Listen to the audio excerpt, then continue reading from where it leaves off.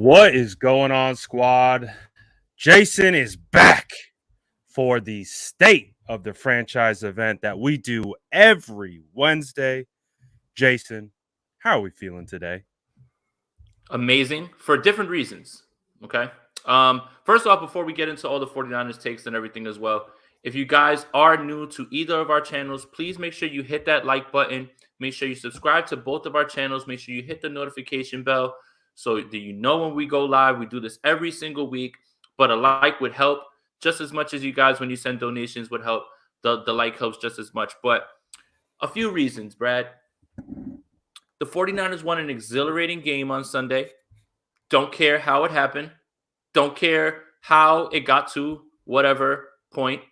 They won. It was exhilarating. 2, we started this whole YouTube podcast, whatever it is you want to call it, last season. We are now covering a team that is currently seated in the playoffs. Right? Yes, we are. 3, I just got my tickets for Spider-Man No Way Home, and I will not be spoiled. and the timeline at all costs. That's really what has me juiced. That's it, man.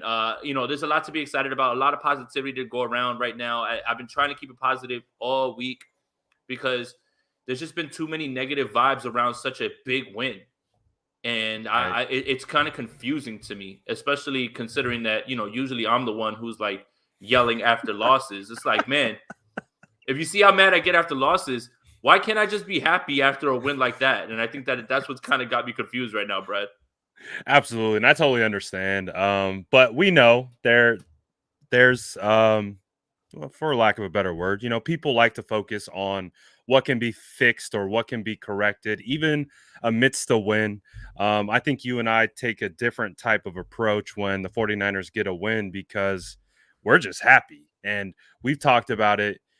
We want to be in the playoffs. We want to cover this team into the playoffs. So a win, whatever, like we'll take it as it comes, and we'll get into some of the miscues that absolutely occurred against the Bengals. But ultimately, the 49ers win in a thriller in overtime.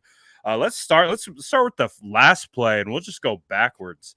Tell me a little bit about the Brandon Ayuk game-winning touchdown at the end. What did you see? What did you like? What were the vibes you were feeling, my guy?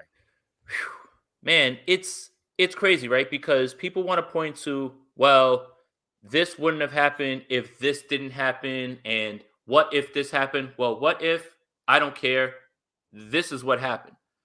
Jimmy Garoppolo, and we're going to go backwards, was 6 for 6 on that drive. Made some amazing throws when you had to have it, right? It's not this is a tie game, let's hope you just score. I think a field goal right there would have put them in a spot where maybe they might have tied, which would have been worse than like a loss, I think, at a certain point, right? Because it's not a win. It's definitely not a win. But 6 for 6, back shoulder throw to Juwan Jennings. George Kittle, you're incredible. But Brandon Ayuk, how on earth from there did you do that? And I also want to give you props, man.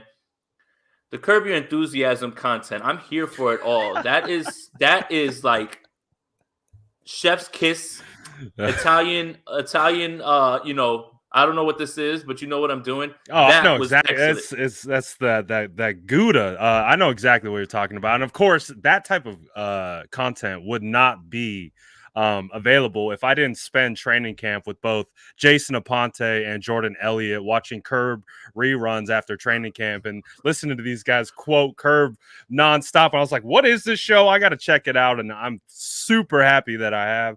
And of course, that content is a direct result of me hanging out with you, my guy. Yeah, and that's good. And that's what I was like. I was so proud. It was like almost like watching Brad grow before my eyes because you're so good with all the other stuff. And it's like, man, if you're starting to add Curb into the bag, it's like over. It's to the moon, stonks. but yeah, just on a serious note, the 49ers had to have it. Hostile territory. Usually the 49ers light up stadiums with red. That was not the case. The Bengals fans were not selling their tickets.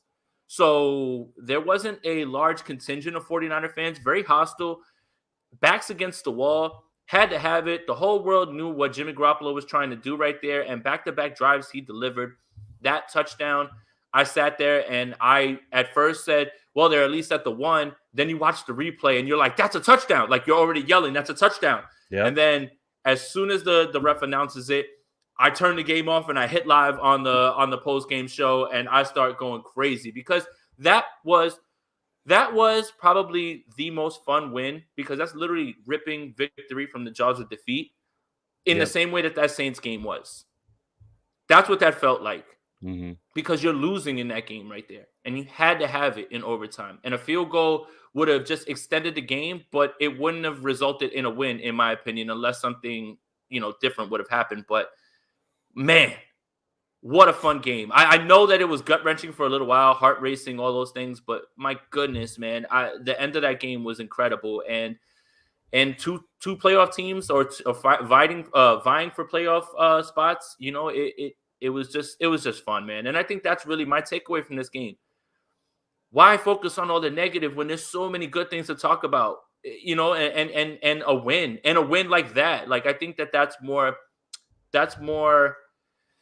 it shows more about what your own mind state is about the team if you're negative around the win like that, in my opinion. Absolutely. And I kind of, look at this team through a lens of trying to find the positives, trying to find the silver linings, because I think both you and I understand this sport is hard. It's very difficult. That's why they get paid millions and millions and millions of dollars to play a child's game. It's a hard game. At the end of the day, there's a lot of trials, there's lots of tribulations just in a game of itself, let alone an entire season. So when a team wins, we like to focus on the positives. We'll talk about, things that could work and could be better. But obviously when they lose, we got to talk about why they lose. But today, that's not the case. However, we will touch on it all. Let's talk about let's emphasize a little bit more on kind of that last drive, because I know a talking point has been about the throw to Jesse Bates. And since in we're regulation. yes, we're kind of broaching that topic. So tell me what you saw when we saw the essentially almost 2 game-winning drives, and we'll get to that last part in a second. I'm not even going to bring it up. You know what I'm talking about. I'll get there. But just tell me about Jimmy Garoppolo's performance at the end of the game and kind of what you just kind of saw from everything from every angle. Look, obviously, you don't like the decision. Obviously, yeah. Let's go. The throne. Go. We should change this to the throne state of the franchise. Let's talk about it. But obviously you don't like the decision. You don't like the almost result, but almost only counts in horseshoes and hand grenades. It wasn't an interception. Okay. That's it. Wasn't. And there's plenty of times that other quarterbacks throw almost interceptions, and sometimes they don't go your way. It's the same thing I was talking about when people want to focus on, well, it's a good thing the Bengals don't know how to catch punts. There's a good thing, this and that. Well, at the same time, if you're going to view and knock down this win with the negatives, then the same way that the 49ers have played in other games that they've lost, muff punts, shooting themselves in the foot, are you using that to view that game as, okay, well, at least they know they just kind of shot themselves in the foot and they weren't exactly outplayed? No, you guys don't use the same way, the same logic of thinking. So that's really kind of what bothered me about that. Sure, if it was intercepted, game's probably over. Sure. But it wasn't. And why would you drive yourself crazy with hypotheticals at this point, especially knowing the result now? So it's like, hey, sure, you don't like the result, you don't like the throw, cool. He dropped it, fine. Guess what? Jimmy Garoppolo, this is a Ted Lasso thing, right? There's a Ted Lasso reference right here. Has the memory of a goldfish. Because guess what? He goes right back out there and he's slinging that thing and gets into field goal range. And guess what? Back-to-back drives, he literally led them with a chance to win the game, and he finally did in the overtime. So, look, if you're focused on an almost interception, man, you're going to drive yourself nuts. And there's plenty of quarterbacks that have almost interceptions. Like, it is what it is. But he didn't intercept the pass. I'm not here to talk about what if anymore. I'm here to talk about what happened. And, yeah, he didn't catch it. Like, enough, guys, please. Absolutely. And I think, too, part of it is about expectation of like the expectation of what some people want Jimmy to be or think he should be. At the end of the day, the book is out on Jimmy. We know who he is. We know what he's capable of. We know where his weaknesses are, and we just got to ride with it. It is what it is this year. And to just kind of, again, I think we're even spending maybe a little bit too much time on it, but just to keep rehashing it over and over again. At a certain point, the 49ers get the win, and we had a victory Monday. It's been victory Tuesday. We're having a blast. So in regards to the throw to from Jimmy Garoppolo to Jesse Bates, yeah, I know, it's a scary one. It's kind of one of those ones right over the middle where the safeties are kind of baiting it, and they just kind of make a great read and a great jump on the ball, put himself in a position to make a play, and he didn't. And guess what Jimmy did? Short-term memory, just like you said. Memory of a goldfish. Was that the quote? Mm-hmm. So, and he just came back and he kept dealing, and he had to do it twice. So that's going to bring me, maybe Spicy Aponte is going to come out. I'm going to let it be organic. We'll find out. But again, Jimmy did have to lead them to 2 game-winning drives, essentially, because the first one was missed by a kick from Robbie Gould. Obviously, Jason, you have developed quite the reputation in this category. You're the foremost leading expert at this point on Twitter whenever something like this happens. So we have to go straight to you. What were your thoughts on the missed kick and just kind of everything that came with it? Angry in the moment, clearly, but it is what it is. I don't care. I don't want to spend too much energy on it. You guys know how I feel about it, and that's fine. I mean, other than that, he was 6 for 6 in other times with game-winning kicks, and he just missed this one, right? I just expect him from 50 and in to be automatic, good as gold, right? And that was the thing. I sent out a tweet right before.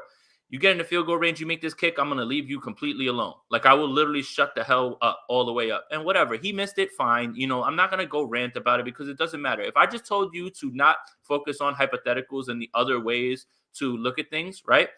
Then I'm not going to focus on that because it didn't have any bearing on the game, really. I mean, it did because obviously Jimmy Garoppolo had to go do it again, right? But it didn't cost the team. So it is what it is, man. That's it. So, like, that's it. Like, it happened. It's fine. Everybody got a nice little kick out of it. A lot of people are now asking about how do we get out of this contract and all that stuff. No. Keep that to yourself. You had that time. We had all that time to talk about that when they were making those moves and when I was trying to tell you guys it doesn't really matter, you know, about who your kicker is and just how much money he's making. But that's fine. You know, whatever. He missed the kick, but fine. It doesn't matter. The 49ers won. We not on the negativity. That's it, man. Like, I got it out, and that's it. We on no negativity at this point. There are things that we can be realistic about. Like, realistically, he missed the kick. Right. But I'm not going to harp and stay on that, right? Like, as much as everybody wants to see me talk about that because I've developed that reputation, like you said. Like, the timeline went nuts. And my Twitter exploded. Literally, people were like, you were right. You were right. Well, one kick doesn't make me right. You know, again, nothing against the guy, nothing against that. It's just allocation of resources to a position that really doesn't have a lot of value.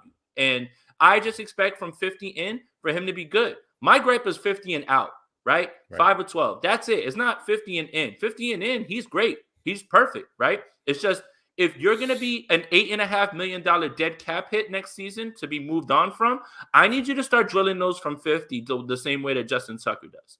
And that's it. But I'm not going to harp on the negativity because it doesn't matter at this point. And I know I just said I'm not harping on negativity while talking about it for 3 minutes, but it doesn't matter. It doesn't matter. He missed the kick, fine. Doesn't matter. 49ers won. So I'm not here to bash that man anymore, anything like that. Like that's it. We're done with it. It's fine.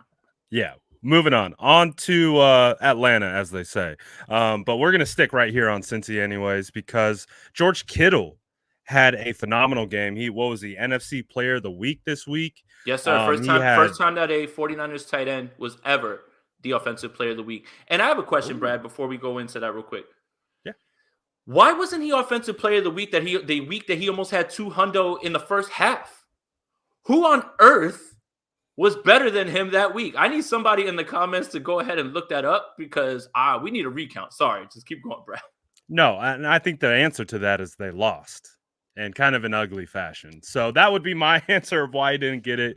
Maybe a W would have helped in that regard. But George Kittle was on fire. with Deebo Samuel too back in the lineup. One of the things that we looked at last week, wanted to see how that transitioned into the Bengals game, what that looks like, because like you said, he went off against Seattle. And we've been waiting for that game. We've been waiting for the George Kittle explosion, and we've now got it twice in a row. Not only that, I think Akash put out a bunch of statistics from week 9 and what he's done and how he's like first, second, third in a bunch of major categories. Just talk about George Kittle, his importance to this game, and how he made his presence felt against the Bengals. Imagine being a team, right, and you're down some weapons. Deebo Samuel clearly was on a pitch count and wanted to be utilized as a running back just because we understand the state of the running back position. Fortunately, Elijah Mitchell's not there. Imagine being Kyle Shanahan and saying, you know what, man? Maybe we should just throw the ball a little bit more to George Kittle. Like, imagine having that as a fallback option. As a like it's not even the primary. Like, we could get George involved if we want. Right. Like, all right. So Elijah Mitchell's not playing in this game. Deebo's going to be a running back. Let's just maybe throw the ball to George Kittle a little bit. And that's what I think kind of frustrates fans a little bit, is when the full complement of weapons is there. Sometimes Kittle tends to become an afterthought, maybe fall by the wayside, right? Because you're running the ball 40 times. But his impact is felt whenever he's on the field. His impact is felt whenever he's on the field, one way or another, whether it's pass catching, whether it's run blocking, okay? That's why he's the best. Mm-hmm. But I point to what Zach Taylor said after the game, and he was frustrated because someone asked, well, what did you try to do against George Kittle? He was like, look, man, we tried. Look, man. His was best Rich Madrid impression. Yeah, he was mad. He was upset. Look, what do you want us to do? We knew they were going to the ball. We knew they were going to him. We tried our best, and we still couldn't stop it. And that is what you paid for. That is why this fan base loves him. That is why every other fan from other teams, if you find somebody who has a negative thing to say about George Kittle, stop talking to that person or cut them out of your life.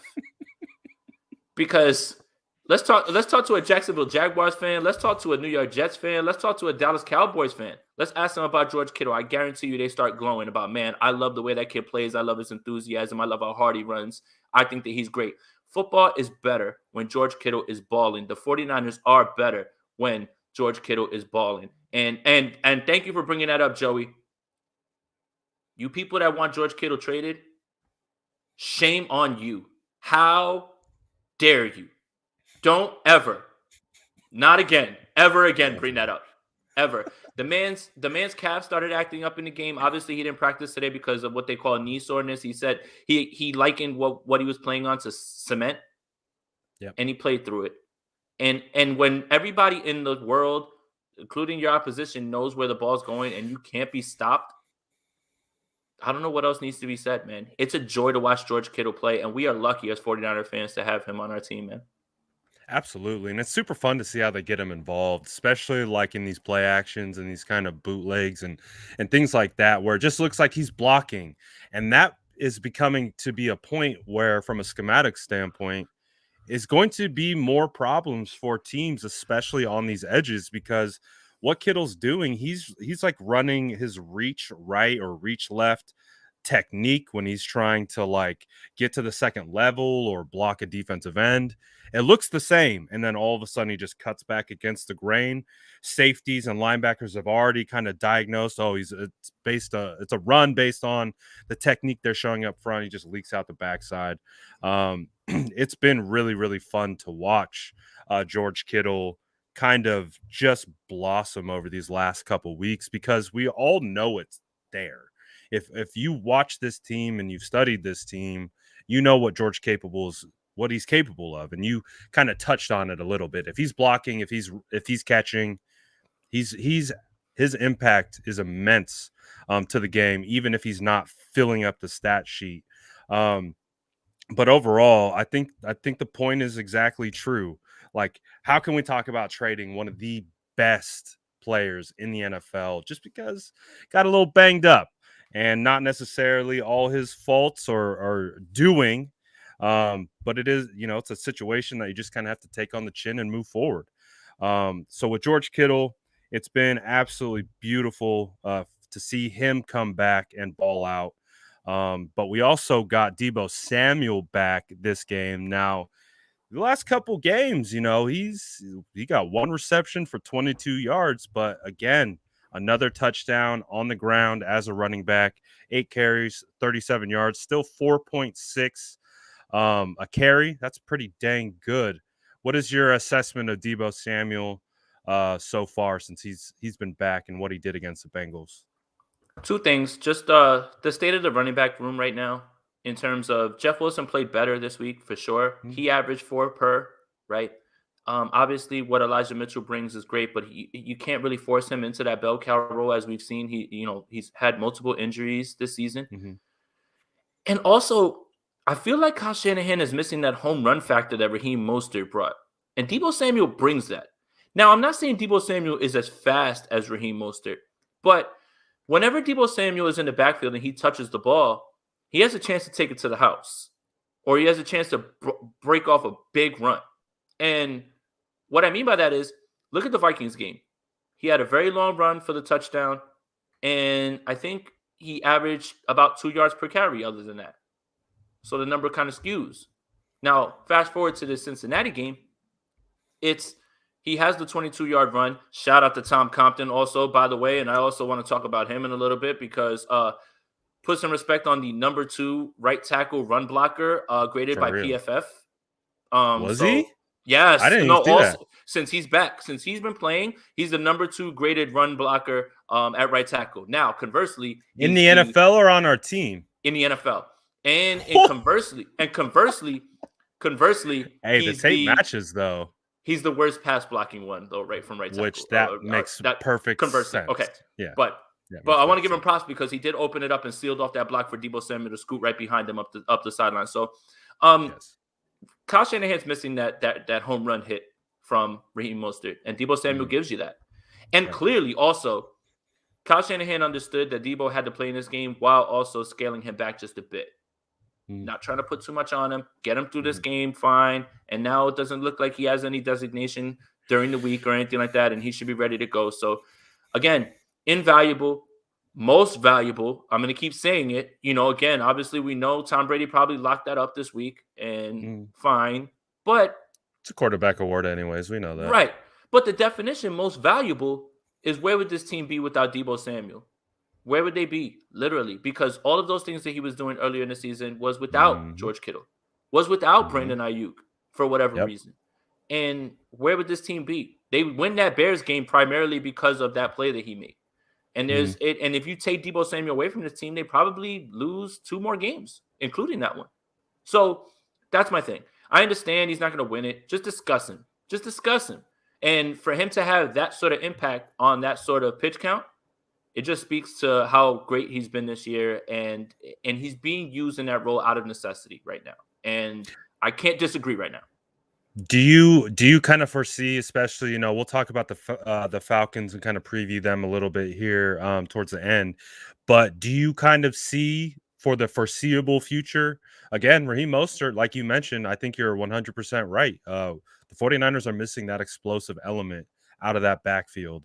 And so with that being the case and Raheem Mostert not walking through that door anytime soon, do you kind of foresee Deebo Samuel kind of sticking in this role again? One reception, 22 yards, but he got 8 touches as a running back. Do you kind of see that being the trend moving forward, or could you see Kyle getting, kind of developing wrinkles off of that? Yeah, I think you can still place him there, but I don't think that the emphasis would be having him back there if Elijah Mitchell returns. If Elijah Mitchell returns and there's no sort of setbacks or anything like that, and you feel confident that he can go, then Jeff Wilson showed me enough in this game that you can give him a few more of those running back touches that Deebo has been getting and start to utilize him again as a wide receiver. So again, it's whatever Kyle wants to do, but I think it largely factors or it largely hangs upon who's available for this running back room, right? I implored this team to go get Wayne Gallman again. Unfortunately, he was picked up by the Minnesota Vikings. That would have been a nice little boost. He's been largely fresh all year because he hasn't played. Knows the offense, would have jumped right back in. Who knows what Yep. he would have done? But JaMychal Hasty has been relegated to passing downs. Mhm. And Jeff Wilson was fine in this game. Obviously, the Bengals have a pretty good run defense as well, too. I want to put that out there. They So do. that's another thing. But he averaged 4 a carry, which is much better than he's been. So maybe he's getting into the swing of things. So if Elijah Mitchell is a full go and you can lighten the load with him and still be effective with Jeff Wilson, then you can start to move Deebo Samuel all around all over again. But I don't think this is the last you're going to see of him in the backfield. This is something that I want to tweet, but I want to be able to say and get context out there. Percy Harvin walked so Cordero Patterson could run, so Deebo Samuel could sprint. And they're all the same. They're all the same type of player. Hey, right? That's a banger. That's a banger. So yeah, I believe that, hey, however you're gonna ask Deebo to be used, that's fine. Whatever you want to do. But I think that this whole backfield utilization thing, it largely has to do with what's going on and who's available in that running back room at this point. Absolutely. Makes a lot of sense. And I could kind of see that being the case as we move forward. But I want to talk about another player who has been taking full advantage of his opportunities since Mohamed Sanu has went down as kind of or at least Kyle Shanahan's prototypical big slot. And what he loves to do with that big slot. Talk to me a little bit about Juwan Jennings. Now, you're going to look at the box score, 3 for 36. But we also understand, if you actually watch the game, the impact that Juwan Jennings had on multiple plays and in multiple big moments. Tell me a little bit about what you're seeing from him in the Bengals and just overall his maturation from year 1 to year 2. Obviously, understanding his year 1 was basically taken away with ripping his hamstring off the bone. And this is really kind of like his rookie year in the sense of experience. He's growing fast. And a lot of really great throws by Jimmy Garoppolo in this game. And that outside the number slot fade to the back shoulder throw was the one that I was very impressed with. Can we get more of that from Jimmy? I mean, he could do it. Let's try it a couple more times. Well, remember, Jennings is a bigger target. You can put it out there, but also I think that shows trust. He's trusting his guy to go get it, but he put it in a beautiful spot. Like, it was perfect, man. And that's ripped right out of like many playbooks, but the team that I see use it with the most success, and obviously this is different because they can line up Devontae Adams in that slot, is the Packers. The Packers run that where it's literally the chemistry that Rodgers and Adams have because they're so good is if I see you in that slot and you're one-on-one, I'm banging it on you and I'm going to put it on you. So again, for him to throw that ball in that spot and in that situation, I on top of the run blocking, now if you're starting to see this step of, hey, 4 or 5 targets, maybe in the red zone when I need a big play, maybe you could be the guy who high points that thing, jump ball type guy. I think that becomes invaluable. And I think that what I'm more encouraged with is the stacking of good games on one on top of the other, one on top of the other. He's growing fast and he's getting the reps and it's working. And I think that we have yet to see the full potential of Juwan Jennings because it's funny. When he was drafted in the 6th round, I started digging into him, and I think I wrote an article about him. I could go dig it up on Twitter and put it out in terms of what he is.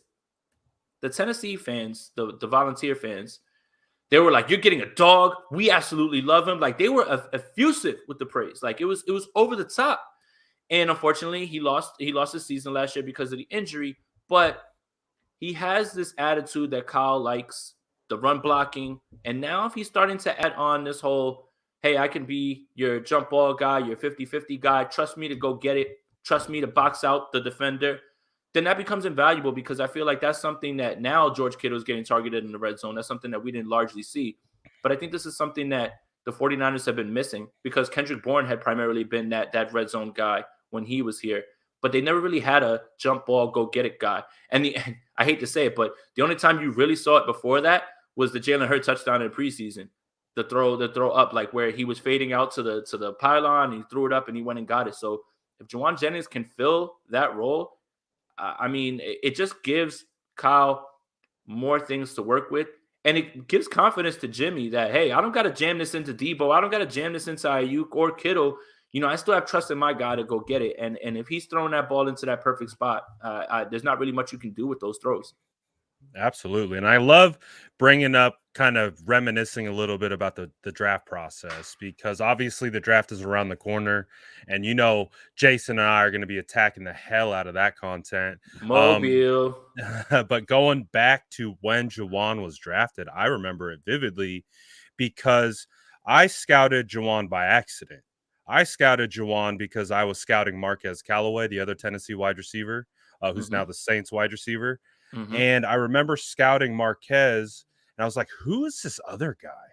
Who's this big son of a gun? They had him playing like wildcat quarterback. They had him using like as an H-back. They had him in multiple different roles, rushing, like, and then he had those big time plays where he's high pointing game-winning touchdowns and all that kind of stuff. So to watch the maturation of him, losing his rookie year to now what he's doing up until today, like, it's been really awesome to watch. Because if we go back to, was it the Vikings game? I believe he almost had a 2-touchdown game, where one got taken away just because he was about 3 inches from getting his knee down.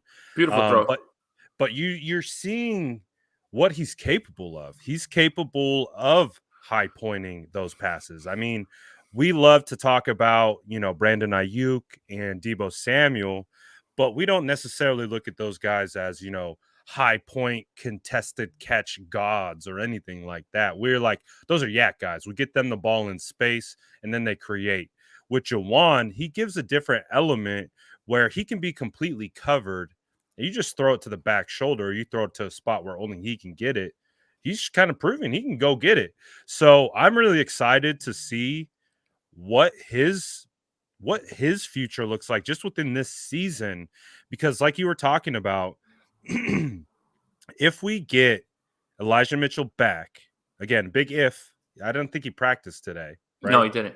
No practice today, so not on the greatest start, but doesn't mean it's the end all be all. But if we can get Elijah Mitchell back and we get back to using our running backs in a more traditional 1-2 punch of Jeff Wilson, Elijah Mitchell, then you got Deebo Samuel, Brandon Ayuk, and George Kittle. Juwan Jennings becomes kind of like a sneaky little chess piece, right? With the blocking ability, with his ability, like we talked about, to high point and do other things. So do you see a potential where maybe in a couple games down the road, Juwan Jennings proves to be kind of like a hero at the end, something like that? I mean, you don't really have to have many snaps or targets to have an impact. I mean, if you need a big play in the red zone and you make that play, like, that's the thing about Kendrick Bourne that I think people are lost on, right? You look at the stats and you're like, man, I was like, that doesn't really blow you away. But when you look at the situations that he was making the plays, obviously on third down in the red zone. So let's say he had 3 catches, 45 yards and a touchdown. You'd say, that's okay. 2 of those catches were for first downs that continued drives. And that one catch was when Jimmy Garoppolo was moving around looking for somebody in the red zone. So it doesn't take much. I think that people would be blinded by, they want, well, he's not really putting up these big yardage games. It's situational. If he's able to, when they need a play, get a first down, when they need that touchdown, everybody else is covered. I think he can be that. And I think that that's what he's starting to develop himself into. He's, a lot of people keep calling him big slot. He was lined up outside in that Minnesota game.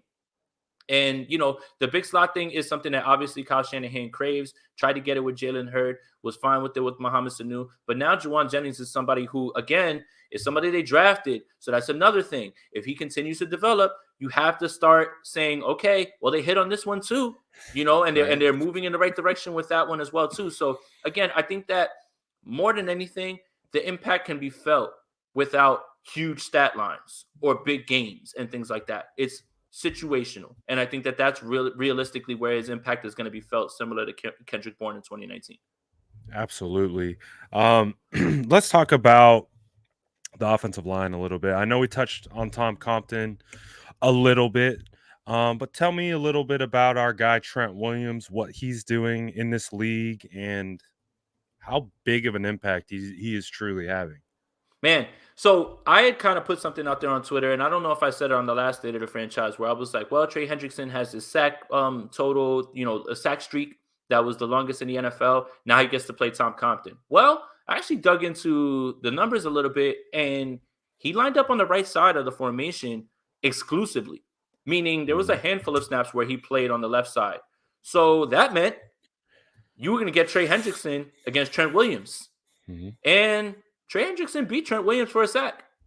It Mm-hmm. happens. I know. I was shocked too. I was like on a sprint right ups, and I was like, man, you ain't even gonna hit that man's name. I was like, he's getting locked up, he's getting thrown up into jail. Like, he's not doing anything. Like, nothing's gonna happen. But then Trey Hendrickson leaves the game. And then huge. Obviously, yeah, that was huge. And not taking anything away from Trent, because right now he's just playing out of his mind. And I feel like we're saying the same things over and over, week after week, just because he's that good. But I was actually kind of disappointed. Not disappointed in the way, because obviously that's a big break for the 49ers, but I felt robbed of the matchup. As a purist of football, I have 100%. Same exact thing. I wanted to see them go at it a bunch. Yes. Like, I wanted to see it happen over and over and over. Unfortunately, we got robbed of it a little bit. Those are like pay-per-view events. You pay to see elite edge versus elite tackle, because key guys at the top of their craft, it's magic when they get going. Right, exactly. One guy is super hot. One guy is having the best season in PFF history in terms of their grading, right? And like, this is like their grading system. It's King Kong versus Godzilla, man. And that's the point, right? Like, and that's what you wanted to see. But you know, Trent is just Trent, man. Like, you just don't have to worry about him at all in any way, in any form or fashion. But the Trey Hendrickson thing, it really helped the 49ers in terms of that. You know, the concerns with the line come again with the right side and pass blocking. Daniel Brunskill kind of struggled in this one. He gave up 6 pressures, I believe, according to PFF. Tom Compton has been great run blocking. I cited the stat, second highest graded right tackle in run blocking since he took over. But the pass blocking, he's the lowest. And I think, again, that's a credit to Kyle Shanahan, man. Imagine being a game planner and saying, well, Deebo's not playing this week. Elijah Mitchell's not playing this week. Oh, I also have to make sure I don't have Tom Compton on an island for too long and things like that. And I don't want to do, you know, and I have to scheme around that and put him in position to win. I think that people, when they say, well, why didn't you this? Why didn't you do that? The man's trying to balance 12, 13 different things in his game plan every single week. Right. And when he executes it flawlessly, or when he executes it very well, people are just like, yeah, that's what I thought. And when one or two things don't happen correctly because of context, what's going on throughout the game, oh my God, what was this guy game planning all week? What were you doing, man? You know, so I just think that it's really hard to do what he's doing. Obviously, right? I'm not really breaking any news, but I just think the concerns come more from Daniel Brunskill in this game. Alex Mack gave up a little something. Laker Tomlinson, again, is just as steady as they come. You know, the left side, I worry less about that. But the Brunskill Compton thing, if you're forced to make them pass block, that's when things can get a little hairy. But for all things considered, I thought the line was just fine in this game as a whole. Absolutely. And I see a couple people talking about in the chat that the sack was a stunt. It was a insanely dope looping stunt where Trey Hendrickson goes all the way outside from the outside shade of Trent Williams and basically transported 4 gaps and went right through the A gap on the opposite side. It was a beautiful stunt. Only guys like Trey Hendrickson can be able to execute that. The play that Trent got beat was the hold on Hendrickson, where Hendrickson got him to the inside and Trent just had to hold on for dear life. He ended up pancaking him pretty good, but Hendrickson got him. He got the edge on him. He got the step on him, something that you really don't see too often at all. And I agree. I haven't done the tape study yet, and I will get into it, especially with my offensive line boys, as you know. But I think with Brunskill, it's hilarious. Not hilarious, but he just spoke about this on the Hidden Pearls podcast with George Kittle and his sister and dad, just about how difficult it is to be on an island at guard when you're undersized. And they talked about at length about how much they eat, how they're constantly trying, like it's a battle to keep weight on. And, you know, Brunskill's like, man, he knows he's undersized. He knows he's not. And you're going up against guys like DJ Reader that are just phenomenally strong, but also have the twitch and the athletic ability to cross, rip, chop, do all that stuff. It can rear its ugly head at times. But to your point, I do think it's funny though sometimes where we look at some of the pass protection and we're like, well, we know those guys, you know, although they're adequate, we know where their weaknesses lie. So maybe we try something a little bit different in a certain instance. And so one of the things that I always talked about is like, you know, we can give a chip. we can send a running back just to knock that defensive end a little bit back towards the center of Compton and or running back. Again, we saw it with Bosa against Green Bay. That's how they neutralized Bosa with after their left tackle went down for the year. So we've seen ways that we can go about it. So again, back to the scheme thing, will be really interesting to see, because that's what they're going to have to do. That right side, defenses are going to try to get man on man on the right side for the rest of the year. They want Brunskill man on man. They want Compton man on man, because they can see if they're throwing stunts or they're overloading, it's difficult. So there are answers to fix it, but it's going to be interesting to see. I think everyone else across the offensive line did a pretty darn good job. Before we switch over to the defensive side, anyone that we want to talk about that maybe I didn't miss? Maybe little Kyle Shanahan. What are you thinking? Brandon Ayuk, I think we talked about him a little bit, but again, it's really nice to have another fallback plan. Like, okay, well, maybe we should just throw the ball to Ayuk a little bit too, as well. I mean, that other throw that Jimmy had to the pylon, which is an outside the numbers throw. Again, I understand it's not long in distance. That was a beaut. That was a beauty right there. And it would have been a touchdown. He almost brought it in. So, look at Andrew. Oh my goodness, Andrew.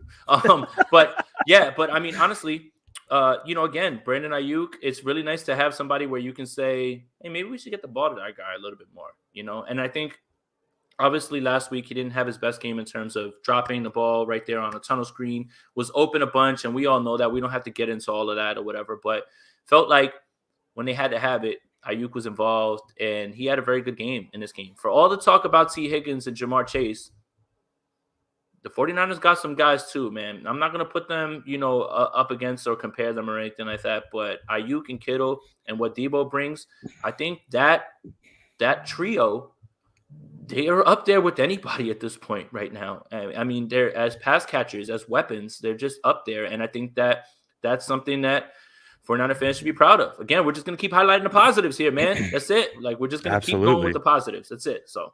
And onto the positive train, let's talk about someone who needs some much deserved respect around here.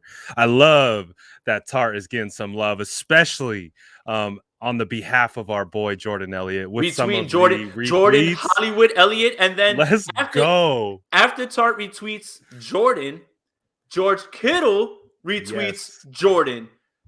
Hollywood Elliott. When you see that man, and you ask him for a picture or you ask him for an autograph, he's gonna charge you now, and that's it. The price, yesterday's price, is not today's price for Jordan Hollywood Elliott right now. Stocks to the moon for Jordan. Let's go. We see the guy, but the real point is Jaquiski Tart, and what Jordan's tweet was emphasizing, because again, I was saying the same things. I was seeing the same things during the game. I was like, dude, Tart is all over the field. He is hitting dudes left and right. So talk to me a little bit about Jaquiski Tart, his performance, and the much needed respect that man deserves. Justice for Kwaski.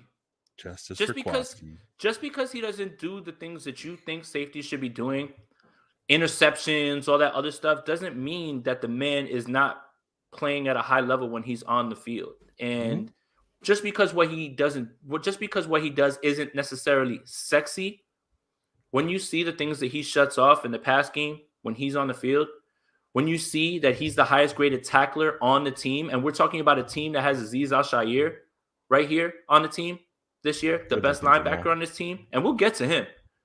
But Tart is so under the radar. The only complaint anybody can ever have about Tart is just the injuries. And he's largely, aside from that one IR stint, which I don't necessarily believe that he was as injured as was let on, but that's a whole nother story for a whole other day. Right. But I'm very happy that now people are starting to see it. And you know what? It took this fan base a little while to warm up to Jimmy Ward. Now this fan base wants to go to war for Jimmy Ward and put him up there with any safety at this point. I think that you need to start looking at him this way, especially if he continues to stack these great games in terms of, man, he is everywhere. Ask Joe Mixon, who rang his bell. Joe Mixon, guys, clock cleaned, and that's a big man. And for him to come downhill as a safety, and I mean, shout out to the boy Tart, but thank goodness that wasn't called taunting.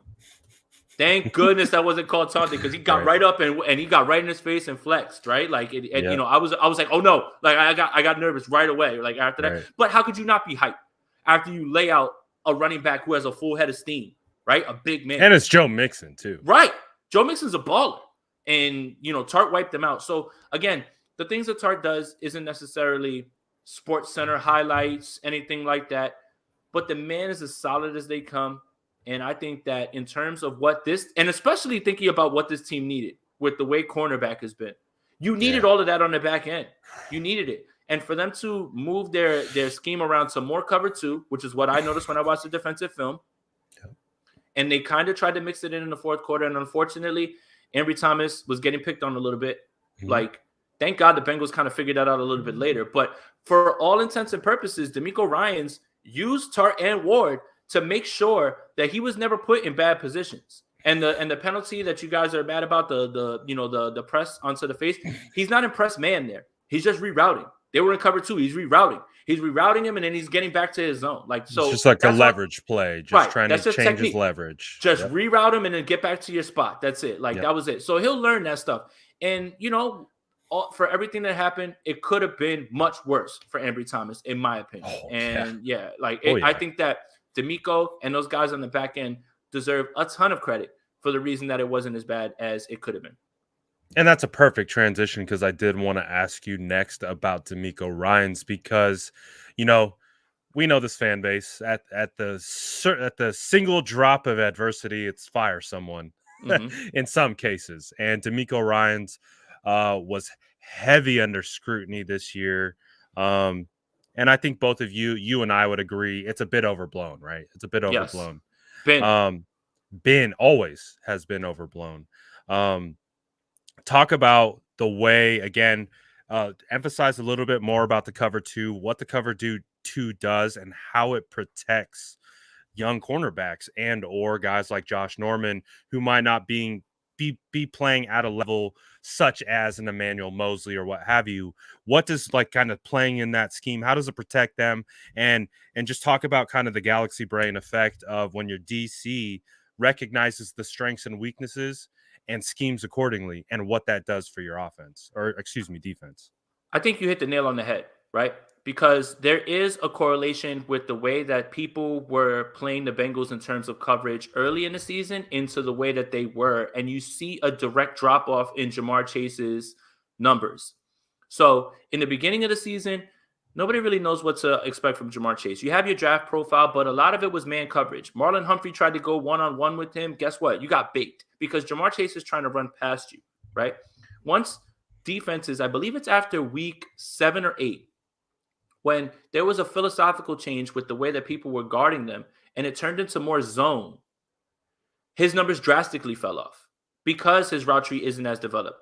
And with the same things where it's obviously he's having issues figuring out where the zone is. Joe Burrow holds the ball a little bit longer, but it's a combination of being able to use that zone and also being over the top and bracketing Jamar Chase, which kind of has led to T. Higgins, aside from this game, obviously, you know, Chase scored twice. T. Higgins has largely broken out because I feel T. Higgins' route tree is much more developed than Jamar Chase's is right now. And I think that he's the one that is largely overlooked constantly, right? Because Jamar Chase came out of the gate firing and T. Higgins was banged up, but he's had like 10, 12, 14 targets, 6 catches, 115 yards, flies under the radar. But I think he runs better routes. His route tree is more developed right now than Jamar Chase. So my T. Higgins for a Cortland Sutton trade is hitting numbers right now. So I'm glad I did that in Dynasty for sure. There you go. But I want to go back to what you said. It's the smarts of a first-year defensive coordinator to say, okay, we've largely been doing this all year. We've largely been successful doing this all year. But that's not going to work this week. And it would be foolish for you to run that out there and put your guys in a bad position when there's film of using bracket coverage, cover two, and those things to help a young cornerback. With all the injuries and everything that's going on right now at cornerback, how can you not give DeMeco Ryans credit at this point? It's amazing to me. I don't understand it. So again, to Sean's point, and I've been saying this week after week after week, obviously the personnel's different. Obviously, the personnel's different. Robert Saleh did not have Nick Bosa. I get that. I 100% get that. But in terms of game planning in year one, in adjusting week to week, in year one, he is much farther along than Robert Saleh was. And everyone wanted Robert Saleh gone after year one. Everyone. That's all you guys yelled about. The one thing that I will say about Robert Saleh that you have to hope the same thing is going to happen with DeMeco Ryans, and I believe it will, is his improvement. Because many coaches don't improve as drastically as Robert Saleh did. Because I'm still of the mind that his best defensive job was in 2020 when there was all those injuries and everything as well, too. So that's the thing. And this is what should scare you a little bit. And Trice is right. This should scare you a little bit. Next year, he's going to take another step. Next year, this team is going to look a little bit different on defense, but possibly won't have the same amount of injuries. If you're already seeing, they're a top 10 DVOA defense right now. I know the analytic nerds want to get in on that, but they're a top 10 DVOA team right here. But that's with no D Ford. That's no with without a pass rush outside of Nick Bosa. Kinlaw. No Mo Hurst. Verrett, Mosley, banged up. Tart missing 3 games. Jimmy Ward misses a game. Aziz and Fred kind of bouncing back and forth. No Greenlaw. I think that there's no way that you could ever look at what DeMeco Ryans is doing this year and have anything bad to say. Okay, the Arizona game was bad. Cool. You got took to the woodshed by Cliff. He knew how to attack you. But no Jimmy Ward in that game. They attacked you at the screens, and there was nothing you could really do because you don't have the speed to match that. They're outflanking you. That's it. DeMeco takes it, and he learns. Probably won't happen again. But right now, man, I don't understand how anybody could say anything bad about DeMeco Ryans and not see the progress and not see the vision because he's been incredible, man. He's been incredible. It's been so much fun to watch, and it was really fun to watch to see how he kind of developed the defense against the Bengals, because those were some of the things that, like, we were talking about post game and before the game and leading up to the game, was we knew that with the situation at cornerback that there was going to be like an all hands on deck approach, and DeMeco Ryans executed a phenomenal game plan, and they executed, and not only did the safeties execute, but the linebackers, Azeez Al-Shaair, Fred Warner, were everywhere. Talk about their importance and how they really helped that scheme come to life. First play of the game, run to Joe Mixon. Guess who's in the backfield for a tackle for loss? Azeez Al-Shaair. And I want to say something because I'm seeing something be thrown out there about missed tackles. Sure, he's had missed tackles. Do you know why that happens? When you're always around the ball, you are not going to tackle everybody every single time. It's just how it works. And remember, he's an undrafted free agent who is ascending. That can be cleaned up. But he's around the ball every single play. Every play. Of course, there's going to be missed tackles. So when you throw that stat out there, I'm not sure why you're doing it, because it's not really telling a story that you think it is. No. In my opinion. If it's his narrative, probably. Whoever it is. In my opinion, it shows Azeez Al-Shaair plays with his hair on fire and he's around the ball. I don't see it. You know, I don't want to get too crazy with this, but that's how Bowman and Willis were. When the pile was lifted up, who was under it? It was always them, right? And obviously, I'm not comparing them. Please relax. I'm not comparing them. But what I'm saying is, where is the love for a guy who is always around the ball? I get it. He's not going to make every single tackle. Nobody does. Everybody has missed tackles, but he's around the ball all the time. He's incredible. Fred Warner also took a step in this game too as well. Yeah, exactly. Exactly, Shane. But Fred Warner was great in this game too. Got a little dinged up, but yeah, I mean, it's not a stretch to say that Azeez Al-Shaair has been the best linebacker on this team at all. Not this season. Not a stretch at all. Not at all. And some people will look at that and say, well, that's a negative because of what you pay Fred. Nope. Here's why it's a positive. I don't suspect that Fred's going to be like this next season. And what's so bad about having 2 linebackers that are very good? I mean, this is a problem that other teams would kill to have. It's not even a problem. You're supposed to have 2 good linebackers. That's what I don't care about the contract. Throw the contract out. I don't want to hear all that or anything like that, right? The expectations of what you thought Fred was going to do this season is one thing. But my goodness, man, Azeez Al-Shaair and Fred Warner, people talk about Levante David, Devin White, plenty of other linebacker duos. If Azeez Al-Shaair keeps this up, in what way are they not in that discussion? And that's a good thing to have. It's a great thing to have. And even if when Dre Greenlaw returns, it's a great thing to have. You don't have to necessarily ship off Dre Greenlaw. That was my idea as a way to recoup a draft pick so you can get back and get something younger. But if you have all three of them, you have two very good and a solid linebacker that you know can play in this league. I don't see the problem. And right now, this is turning into a very good problem with Azeez Al-Shaair and Fred Warner. So that sort of context needs to be relayed when you're like, well, it's not good that he's playing better than Fred Warner. It's actually great. It's actually great. It's actually really good. It's so good. It's like amazing. Like, it's okay. Like, not every player is just going to, take these leaps and bounds every single year. We've seen players take step forwards. We've seen players take steps back. They're human. It's a natural progression. Not everything is going to be on just this natural up trajectory. And with Azeez Al-Shaair being able to step up this year and doing the things that he's capable of, he's been phenomenal. And he's really stepped in and filled a role. He added a sack to his total. And that was what? Did he go out in the middle of the third? Right? He didn't even play the fourth or overtime. I think so.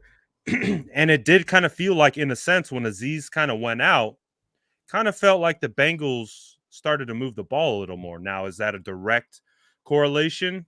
I don't know. But it kind of felt like when Azeez wasn't on the field, you could tell he wasn't on the field, as clearly opposed to when he is. So Azeez has been phenomenal this year. Hopefully he gets paid. Those will be conversations that we'll continue to have as we get closer to the off season. But talk to me a little bit about what you saw. We talked about how the scheme, more importantly, was a big factor for the defense. But talk to me just what did you see out of Ambry Thomas? Do you see room for growth? And kind of what do you see from him right now? Just bumps and bruises. And shout out to Eric Crocker, because I think he really contextualized the whole argument on Monday on his morning show about, maybe he's getting cooked or beat, but Jamar Chase is working everybody largely. Marlon Humphrey's up for an all-pro, got worked, almost 200. There was a game where, they played the Packers, working them. Sometimes guys are just better than you. And that's Croc's words, not mine. And I agree with that wholeheartedly. Are there things he can clean up? For sure. It was his first start. But it could have been much worse. Much worse. I mean, yardage, Chase didn't really go crazy. The one touchdown, he got hit over his head. That's fine. Nothing you can really do. The second touchdown was a scramble drill with Hufanga and single high, where he just kind of got lost out there, and you can't ask guys to cover for that long. It happens. But pass rush did his job for a large portion of it. Shout out Nick Bosa. I guess we should talk about him as well too, right? Oh, yeah. But in terms of that, could have been much worse. And you just have to hope that the things that he saw, the reps that he took in this game, will just push him further, right? Here's the thing. If I'm the Bengals, okay, and I come out in this game, and my first reaction would be, well, if it's there, we're going to make this kid work immediately. I want to see what we've got over there. I want to see where he's at. In the same way that a few big plays can knock a guy's confidence down, a few big plays his way can boost his confidence up. Yeah. So for a little while in that game, he was fine. Wasn't really being tested. But I feel like a lot of what D'Amico did eliminated that from happening, which is great, protecting your guy. You understand that. But also, I feel like the Bengals waited a little too long to really try to go with him a little bit. And I think when you watch the tape, you'll see it. When you watch it, they got a little bit more what they wanted to do, because obviously in the fourth quarter, you cannot become predictable. You can't just keep running in zone, because they were starting to hit those hole shots. And that's another thing, right? That's another thing. There's some plays in here where the ball is, they're in a cover two shell, right? With a two high shell, right? And the corner post is the whole shot to beat that. In zone, there's always a spot to beat. There's always one little spot you can't be in. That's the point, right? But you just got to hope pass rush gets there, or either the quarterback doesn't see it. But Joe Burrow hits a whole shot behind him and in front of the strong safety. That's not his fault. That's where the zone is. That's where the soft part of the zone is. Mm-hmm. So I implore people. It's hard during the broadcast to watch and understand what's happening because they don't show you everything, and emotions are running high, right? Immediately when you see Ambry Thomas running and there's a guy behind him and he makes a catch, you're like, Ambry, what are you doing there, bro? Until they show you the other side, you really can't see. So I guess I don't even know if I really said anything, but I feel like for all intents and purposes, it could have been worse. And I think that D'Amico deserves a lot of credit, and the kid kept fighting. One more thing I want to point out, I think it was 49ers Film on Twitter who posted an NFL Films clip of people mic'd up on the Jamar Chase drop touchdown, the one that didn't count. Everybody in that huddle went to Ambry, and they said, hey, man, we don't care about that. Keep playing. Let's go. He dropped it. Like, let's go. Like, that's an indication of a tight-knit group, and they were supporting the kid, and I really enjoyed that as well too. That was something I found out today, so shout out to 49ers Film for that find, because I believe he's the one who posted it on Twitter. But that was really cool to see, and that was really dope. Jimmy Ward, have you noticed too? When you watch the tape, Brad, watch Jimmy Ward on incompletions or anything like that when Ambry makes a good play.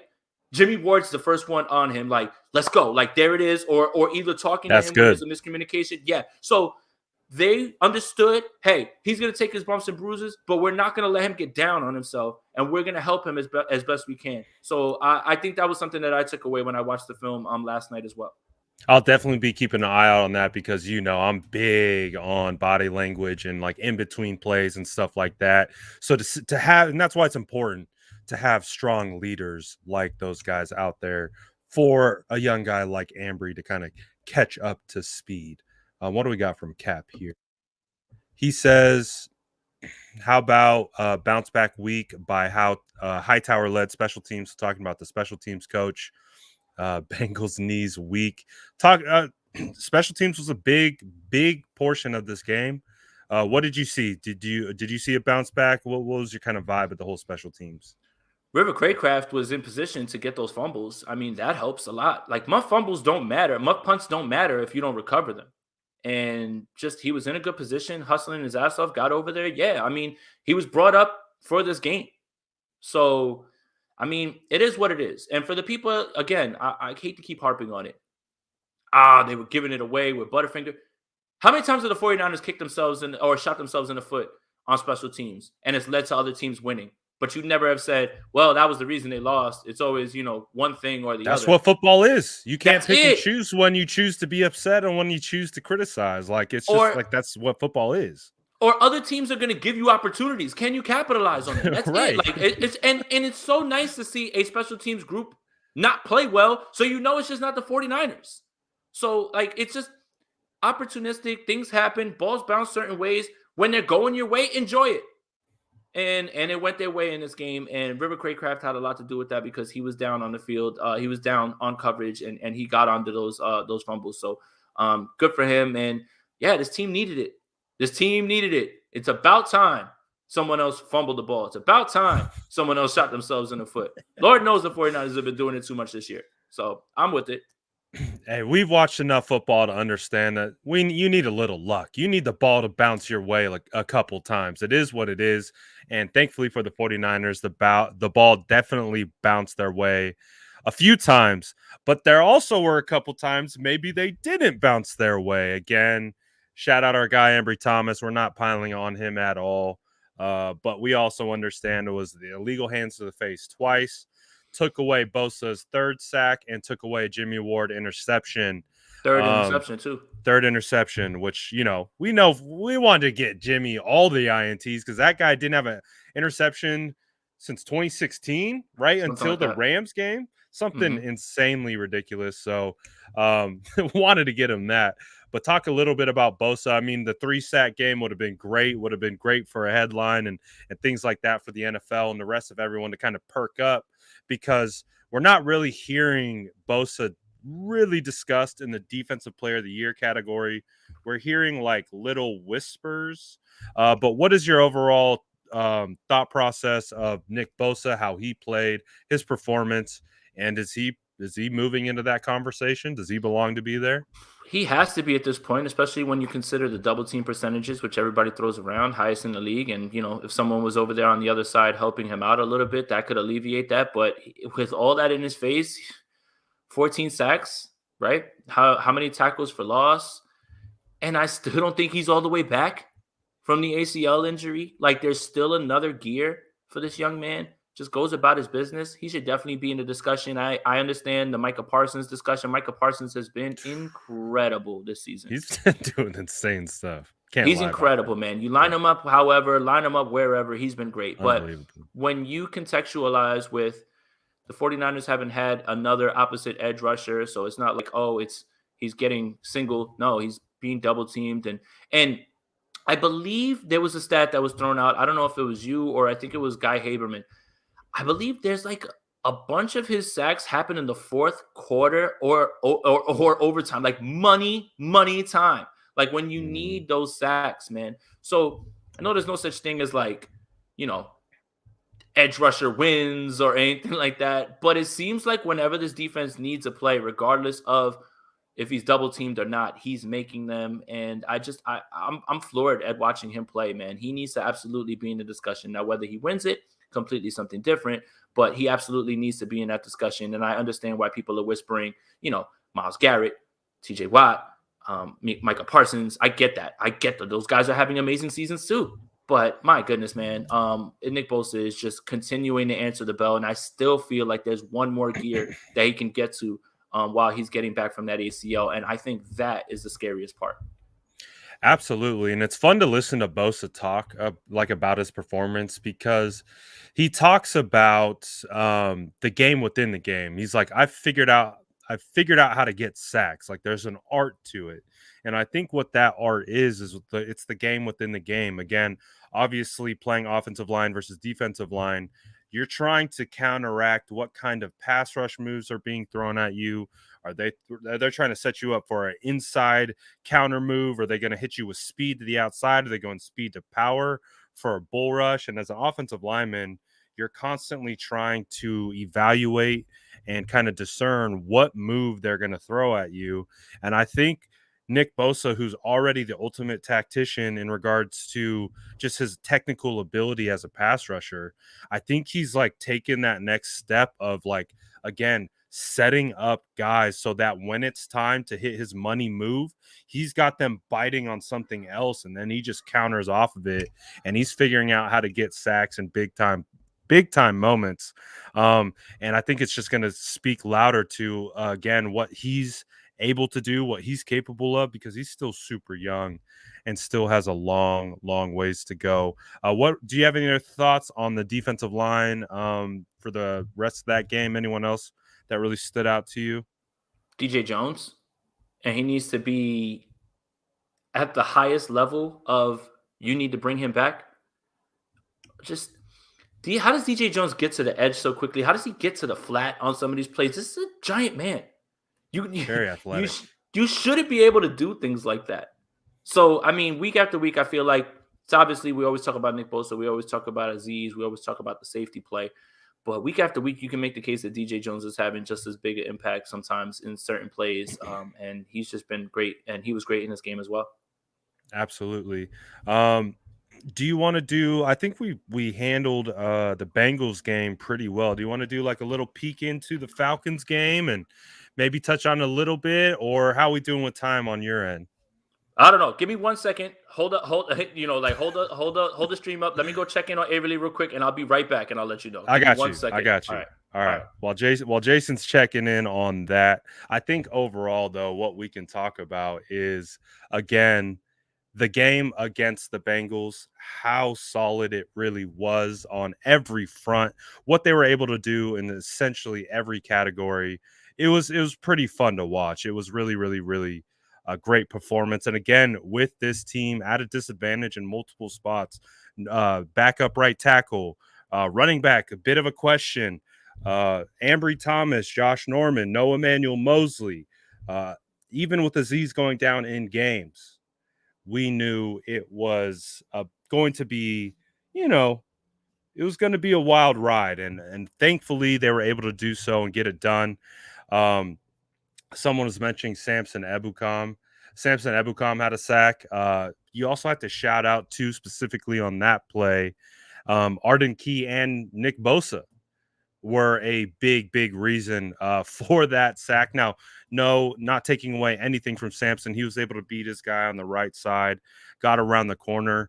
But Arden Key and Bosa did a phenomenal job of creating interior pressure. I think Bosa beat his guy on an inside move.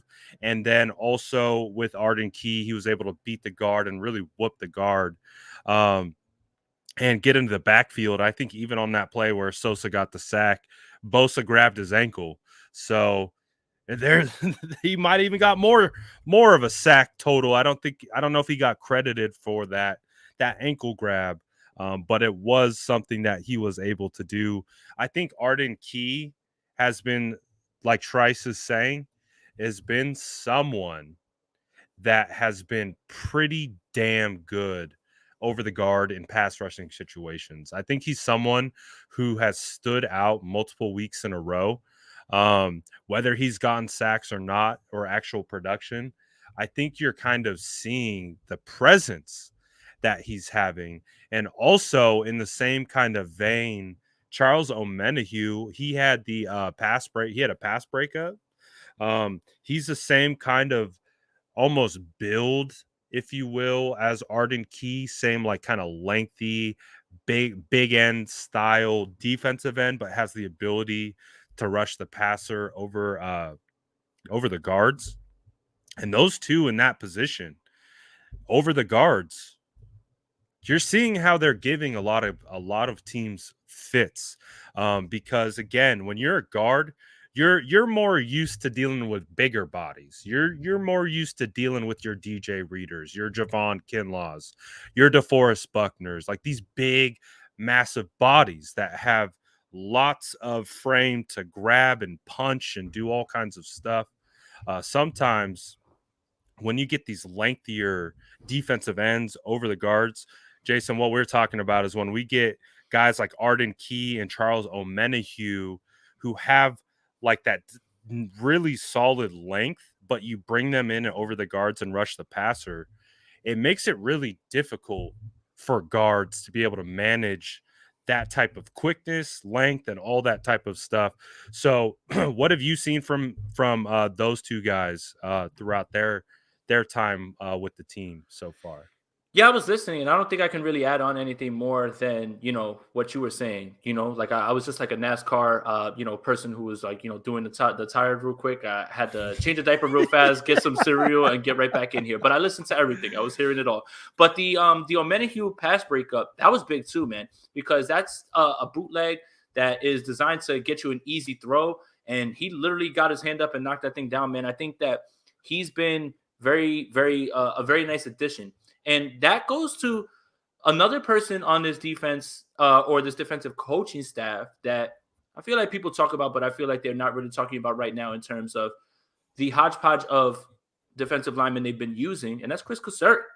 He continues to find ways to get the best out of everybody, right? Arden Key has more sacks this season than he had with his entire time with the Raiders.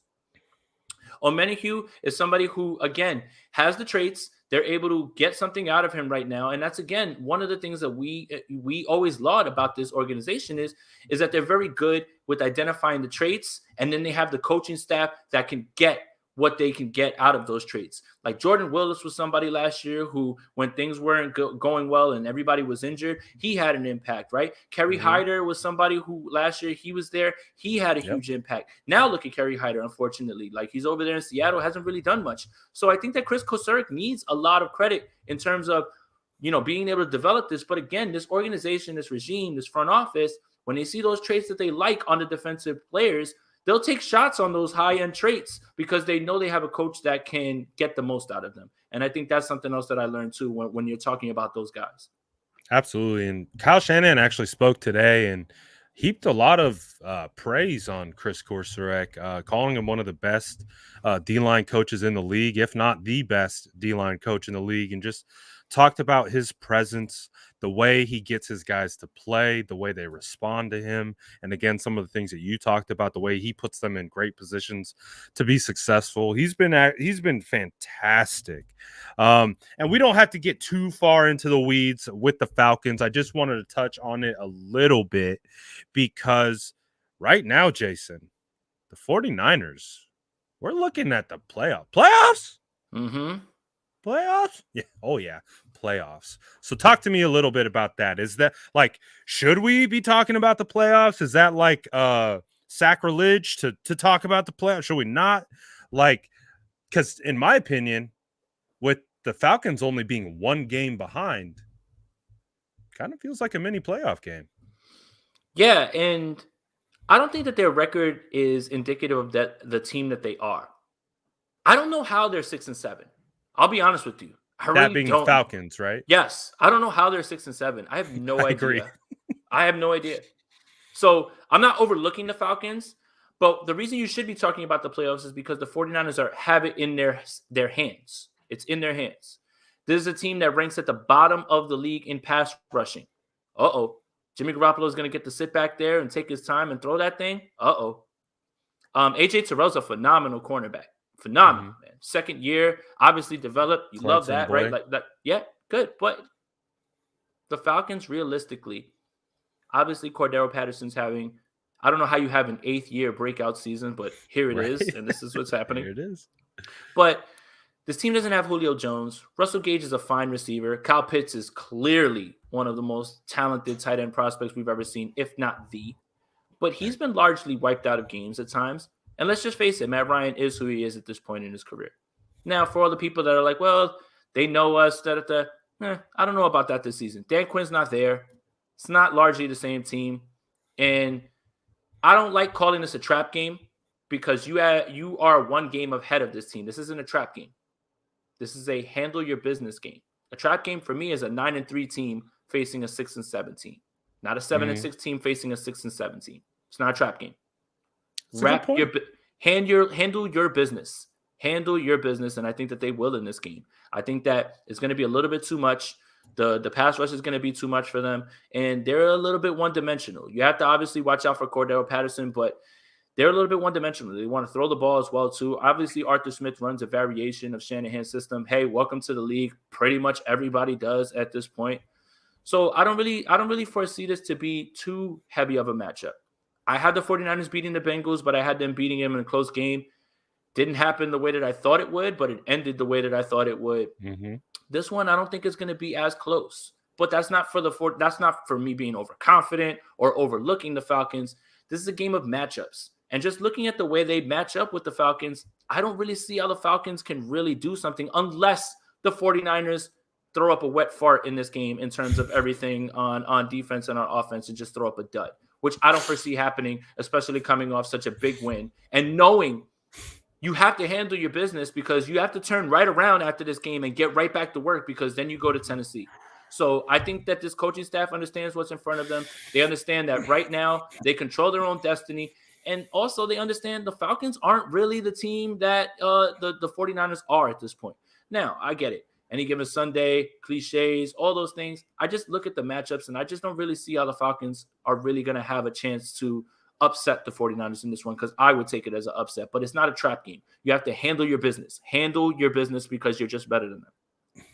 I like the way you put it. If it's not a trap game because they're based on record, they're right there. They're pretty even. Like we said, one spot behind in the actual playoff race and in regards to record. So if the 49ers lose to the Falcons, that could be detrimental to playoff seeding. So it's not a trap game. It's a game you just got to go and take care of business. You almost sent me there. I really hope the 49ers don't shart their pants either. We need them to keep this together and show up against the Falcons because, to your point as well, we almost have to look ahead just a little bit because Kyle's looking ahead just a little bit and talking about what they have to do and immediately travel, get on the plane almost, and just go straight to Tennessee for a Thursday night football game that will have tons of implications. So we know the 49ers are 1-4 at home this year. It's a big home game. It's going to be interesting to see which team shows up. We've seen the tale of two teams and all that kind of stuff. So we're going to wait and see in that regard. But Jason, before we head out here, is there anything else that you wanted to touch on about Falcons, about Bengals, about 49ers in general? Anything else that you wanted to get to? Yes. 49ers Twitter, put the damn swords down. Please, man. Never happen. What a week.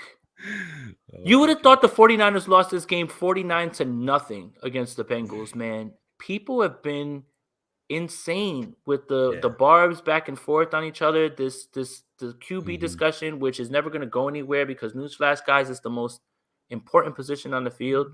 And everyone else who covers any team, they discuss the quarterback in the same way. They may not have the same circumstances. That's what people don't understand. Obviously, we understand what's happening, who's the future, who's not, what's happening. But everybody discusses the quarterback. And looking around at some of these replies, like I had to take 2 days off. I've been trying to be positive on all the streams, focus on all the positives, right? And remember what we talked about this is why you need to get into the dance. What was the news that we got today about an NFC West rival? DeAndre Hopkins out for the year. You see? You never know what teams are going to be like. And that can cost them in seeding. You never know. Like, what if DeAndre Hopkins comes out and he's not the same guy in that wild card game that they have to play? This is why it's never been about, oh, you hope, or, oh, you're just like, being overly optimistic. It's the facts. NFL teams drastically change. Things happen quickly. Guys get banged up. It happens fast. Other teams, when it gets to the playoffs, they're not the team that they were 4 weeks ago. The point of getting into the playoffs is being a team that's ascending and moving in the right direction. And usually the team that's the hottest and the healthiest end up making the bigger runs. So be positive about this. And you're a fan of a team that's in a playoff spot right now. I mean, I don't know what more you could ask for, because when it was 2-4 and everyone was packing it in, including myself, this bozo, got to own myself.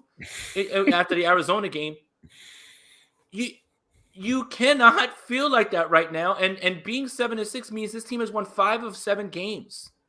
Yep. I mean, I don't know what more you could want when you're talking about the bumps and bruises that this team took along the season right now. I mean, they're showing resilience. They're winning close games. They're winning games when things are not perfect.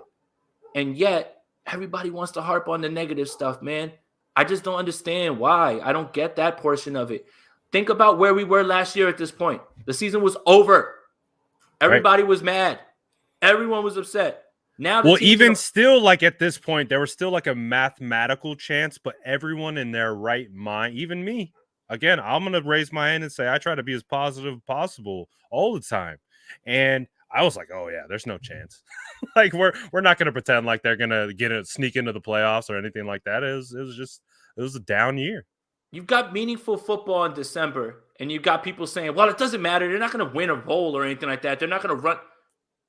Can we focus on one game? We don't know that. Season's not over. Let it play out. Let's get to it. Like, why can't we just have fun with the idea that there's important December football games in front of you, and every game is going to matter? There's been playoff games every single week. Why can't it be that discussion as opposed to, well, they're not going to win it, so who cares? Man, last year you would have killed to at least have a chance to make the playoffs on the last game of the year or something like that. Absolutely. Come on. Like just keep everything in perspective. That's it. And there's still people on Twitter, well, Jason's always so damn negative. I'm like, bro, I've been roses and sunshines and rainbows this entire week. I don't know what I can do more. Obviously, I'm upset after losses. Everyone is, right? Obviously, that's when Spicy Aponte comes out and all those things. But when we're winning, why can't it be, okay, we lost last week, you're upset this week, just be happy. They won. They won a game that, for all intents and purposes, if you would have replayed that over again, they might not win every single time. And right now they're getting to meaningful December football. Guys, like I'm having a blast talking about this game still. And we still have to talk about the Falcons game. It's like, man, Let's just have some fun and enjoy December football. Absolutely. And we both know we've watched enough football. All it takes is getting hot at the right time.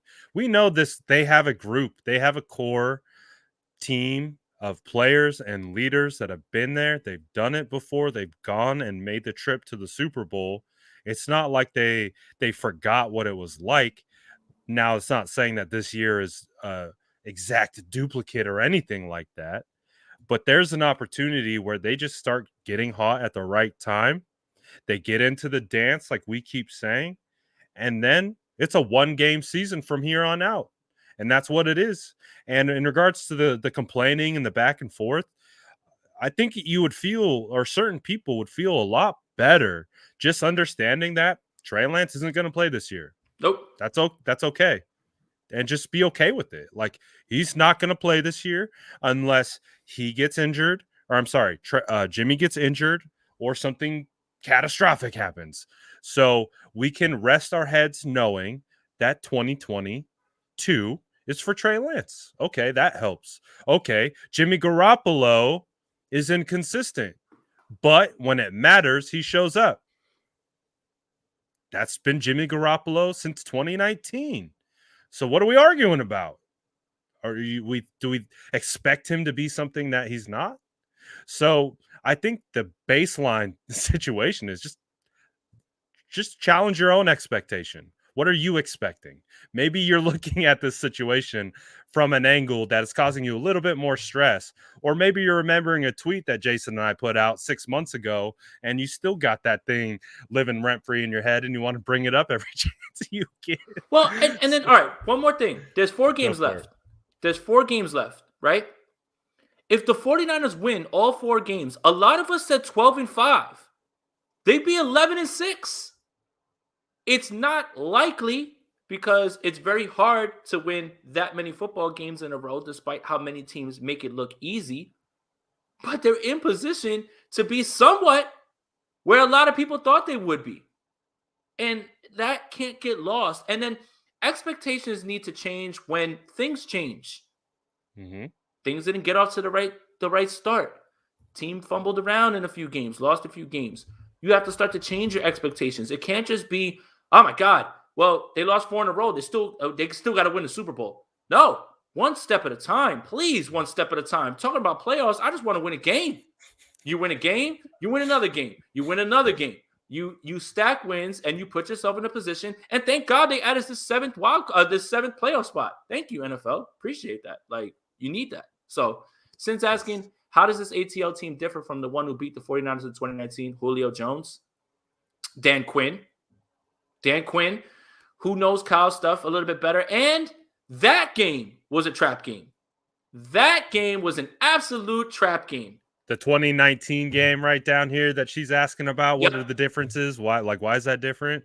Go ahead on it on a little bit. Trap game. That was a trap game. That was right after the Saints game, right? And they talked about it being a trap game too. Oh, yeah. Like, they talked about, like, we can't let this be a trap game leading into the game. Like, that Monday, that Tuesday, Wednesday, like, oh, we know this is a trap game and we have to be very careful not to play down to our competition.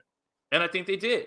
And I think that Kyle was also playing guys with, like, the expectation of, okay, I can get by in this game without these guys, which ended up being a miscalculation. And still, they were this close almost to winning the game. Yeah. Literally. So I think in terms of, obviously, personnel, coaching, but that game was an absolute trap game. That's the definition of a trap game. Coming off of the highest high, which is that win in New Orleans, which was almost a year to the day, which is crazy that I compared it to that 2 years ago, to the Bengals game.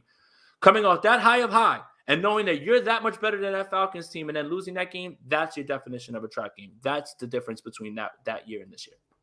Absolutely, 100%. And so, as we know and we've discussed, we're on to the Falcons. It's been a crazy, crazy ride up until this point, but we know it's not even close to being over, and it's a one-game season. Almost, that's how I'm approaching it. One-game season from here on out. We got to win all these games, or as many as we can, and just take it one step at a time, and hopefully we find ourselves in the dance at the end, right, Jason? So tell these great people who are watching, shout out everyone who's been in here. We've been doing some pretty decent numbers. Everyone in the chat is lit. Where can they find more of your content, Jason? And where do they follow you? Yeah, so before we go, again, if you're new here, make sure that you like this video on YouTube. Make sure that you subscribe to the SF Niners and Jason Aponte on YouTube, and you hit that notification bell. We do dual stream this on both of our channels, but both of us have content throughout the week. The only days that I don't have content on my channel are Thursdays, which is tomorrow. I'll be on Grant Cohn's show. Can't wait to talk with him after Jaquaski Tart had some funny things to say today on He's Twitter. some spice. He's back on Twitter, man, and he's seeing it all, and he knows what's going on. So I can't wait to do that tomorrow. That's where you'll catch me. But just hit me on Twitter at Jason Aponte 2103, on YouTube, Jason Aponte. Hit that notification bell. We got live shows almost every single day. Sprint Right Option podcast twice a week. I believe it's called the Tuesday After now with Leo Luna. We do that one as well, where we dual stream. You know where to find State of the Franchise every Wednesday with Brad Graham. Thursdays on with Grant. Friday Sprint Right Option podcast, and Sunday before the games, once the inactives come out, fantasy football start sit show. Got Chardon on the mind. Yeah, right. Start sit. It's playoff time. It's playoff time in fantasy football leagues. We got to get them chips. You got to win that money. Yes. Fantasy football for me is my Christmas bonus money. That's always been my Christmas bonus money, and I'm right back in it. Home league, $800 payout, right back in it. Right back in it. So a lot of tough questions that need to be asked. And there's a lot of craziness going on with a lot of players being listed on the COVID list and who you're going to have. And you're going to have to make some very tough decisions. So it's going to be very interesting. Make sure you tune into that Sunday. But thank you, Brad, as usual, bro. And just make sure that you tap in on with Brad as well, too. He's going to be doing crazy content all week as he usually does, man. Sourdough Squad, I appreciate you. And shout out to everybody who's always in the comments and always checking in, man. We appreciate you for viewing the content because it means a lot. Absolutely, Jason. One of the hardest working men, the mayor. Thank you, as always, for stopping by. These are always a blast. Everyone, we will see you guys next Wednesday, hopefully talking about a win against the Falcons. Knock on wood. But we will see you guys then. But until then, you guys be safe. Let's get this dub against the Falcons.